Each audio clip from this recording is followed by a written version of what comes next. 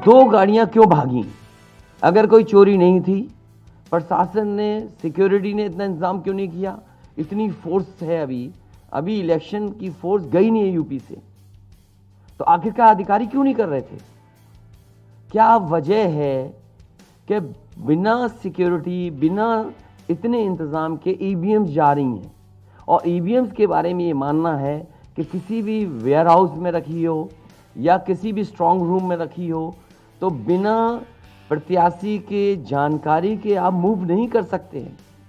अगर आपको ईवीएम्स को मूव करना है तो कम से कम जो प्रत्याशी चुनाव लड़ रहे हैं उनकी जानकारी में होना चाहिए। और सोचिए, मुख्यमंत्री आवास से प्रमुख सचिव, मुख्यमंत्री जगह जगह फोन कर रहे हो और डीएम्स को बता रहे हो।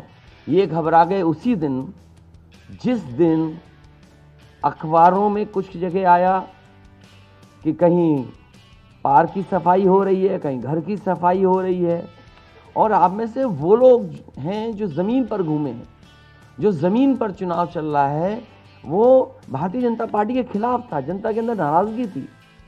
ये जो कल एग्जिट पोल आए हैं, मैं एग्जिट पोल पर बोलना नहीं चाहता था, लेकिन जो एग्जिट पोल आए हैं वो कहीं ना कहीं परसेप्शन ये क्रिएट करना चाहते हैं कि हाँ, भारतीय जनता पार्टी जीत रही है, जिससे वो चोरी भी करें अगर, वो भी ना पता लगे कि हाँ चोरी हुई है। इसीलिए अगर हमने वोट दिया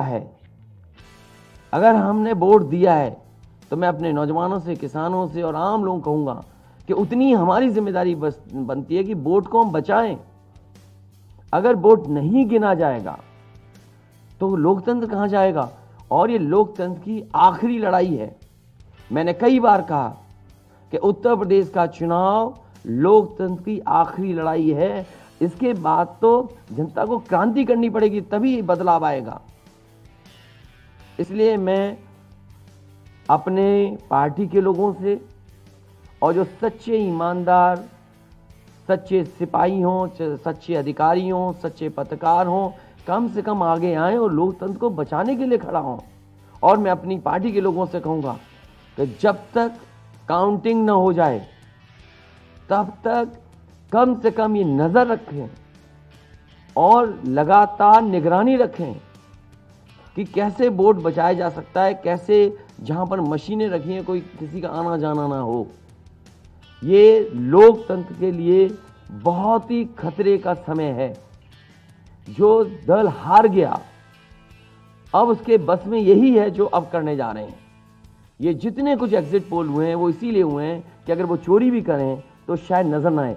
अब ईवीएम्स पकड़ी गई हैं, बहाना कोई ना कोई अधिकारी बताएंगे कि हम ईवीएम्स इसलिए ले जा रहे थे।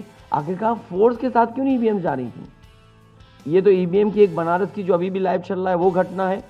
बरेली में एक स्ट्रांग रूम से बाहर नगर पालिका की कचड़े की गाड़ी में, जिसका नंबर UP25 DT 9166 में 3 बक्से सील पकड़े गए।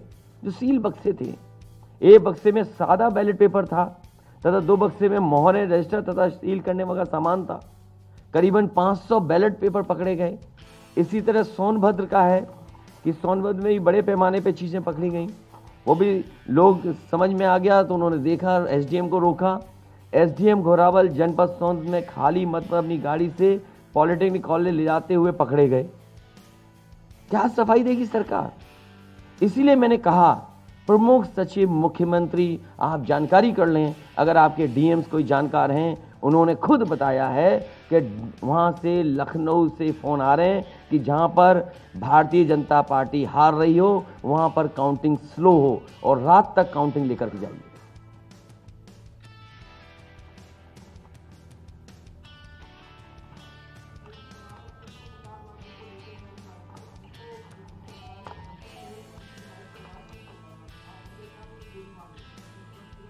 तो मैंने आपसे कहा कि ये लोकतंत्र का आखिरी चुनाव है। इसके बाद तो जिस तरीके से आज़ादी के लिए लड़ाई लड़ी गई थी, उसी तरह की हमें और आपको क्रांति करनी पड़ेगी। मैं तो अपने नौजवानों से अपील करूंगा कि जहां किसान इतने साल बैठे रहे, तब सरकार झुकी। कम से कम 3 दिन लोकतंत्र के अखंड प्रहरी बन करके ईवीएम्स को बचाएं और चुनाव को बचाएं। मैं किसी डीएम का इसलिए नहीं मानूंगा। डीएम कौन होता है? अगर प्रमुख सचिव मुख्यमंत्री फोन करेगा, डीएम क्या कर सकता है? डीएम की क्या हैसियत है? ये फिर जो प्रत्याशी लड़ने रहे थे उनको आखिरकार डीएम ने क्यों नहीं बताया? डीएम अगर ये जवाब दे रहा है तो उस डीएम से पूछिए कि डीएम ये बताओ कि तुमने जो प्रत्याशी चुनाव लड़े थे उसके बारे में क्यों नहीं बताया उन प्रत्याशियों को? ये डीएम आखिरकार किसके नीचे काम कर रहे हैं? और बनारस जैसी पोस्टिंग किसी डीएम को मिली होगी, इस डीएम को मैं भी जानता हूं। जब पहली पोस्टिंग मैंने मुजफ्फरनगर दी थी, मैं नहीं जानता ये डीएम कौन है, किसकी सिफारिश पे ये मुजफ्फरनगर पहली बार गया था। बेईमानी करा रहा है ये डीएम। और जवाब ये है डीएम का कि ट्रेनिंग के लिए जा रहे हैं। तो आखिरकार पॉलिटिकल पार्टीज को क्यों नहीं जानकारी दी? क्या जवाब है उनके पास इसका? और जब बाकायदा गाइडलाइन लिखी हुई है यहां पर कि आप ईवीएम का मूवमेंट नहीं कर सकते, आप कैसे ईवीएम का मूवमेंट कर रहे हैं? आप पूछिए जो दिया बयान,